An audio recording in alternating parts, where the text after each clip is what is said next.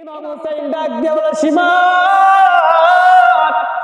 তুমি জানো নি রে সীমা, আমার নানা বিশ্বনবী সাল্লাল্লাহু আলাইহি ওয়াসাল্লাম আমার মাথা থেকে পা পর্যন্ত এমন কোন জায়গা নাই, আমার নবী বিশ্বনবী সাল্লাল্লাহু আলাইহি ওয়াসাল্লাম যে জায়গার ভিতরে ছোঁয়া দেয় নাই, আমার রাসূল সাল্লাল্লাহু আলাইহি ওয়াসাল্লামের গলার ভিতরে কত হাজার বার চুমু দিয়েছে আমি জানি না। এর সীমার রে, গলার ভিতরে হাজার বার যদি ছুরি চালাও, আমার ছুরি থেকে আমার কল্লা থেকে ছুরি দিয়ে রাদিয়াল্লাহু তাআলা আনহুকে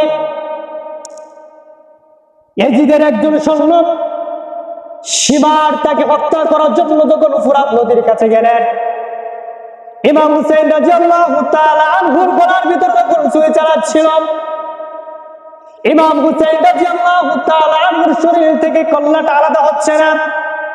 ইমাম হুসাইন রাদিয়াল্লাহু তাআলা আনহু বললেন, সীমা রে, হাজার বার যদি আমার গলার ভিতর ছুরি চালাও, এই ছুরি দিয়ে আমার কল্লা দ্বিখণ্ডিত করতে পারবা না। সীমার বলল, কেন পারবো না? ইমাম হুসাইন ডাক দিয়ে বলে, সীমা,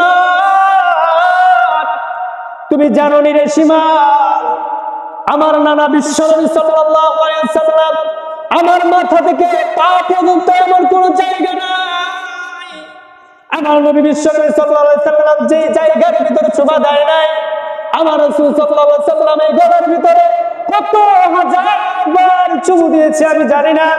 এর সীমা রে, গলার ভিতরে হাজার বার যদি ছুরি চালাও, আমার ছুরি থেকে আমার কল্লা থেকে ছুরি দিয়ে কোনোদিনও দ্বিখণ্ডিত করতে পারবা না।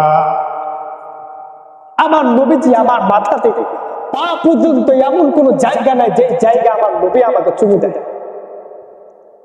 আমার শরীরের ভিতরে আমার রাসূল কোনোদিন একটা মশা পড়তে দেয়। সীমার বললে, তাহলে কিভাবে তোমাকে দ্বিখণ্ডিত করব? হুসাইন রাদিয়াল্লাহু তাআলা জানতেন আজকে আমি শহীদ হয়ে যাব। এই সীমার, আমার তরবারি আছে, আমার তরবারি দিয়ে মাথা দ্বিখণ্ডিত করে দাও। সীমার সেদিন বলেছিল, তোমার সর্বশেষ চাওয়াটা কি? ইমাম হুসাইন ডাক দিয়ে বলে, সীমার, আমার জীবনের আর কোন চাওয়া নাই, আমার একটাই চাওয়া হলো, আমার মৃত্যুর আগে, আমি শহীদ হওয়ার আগে 2 রাকাত নামাজ আমি পড়তে চাই। যারা ইমানদার হবে তারা মৃত্যুর আগে এগুলি কামনা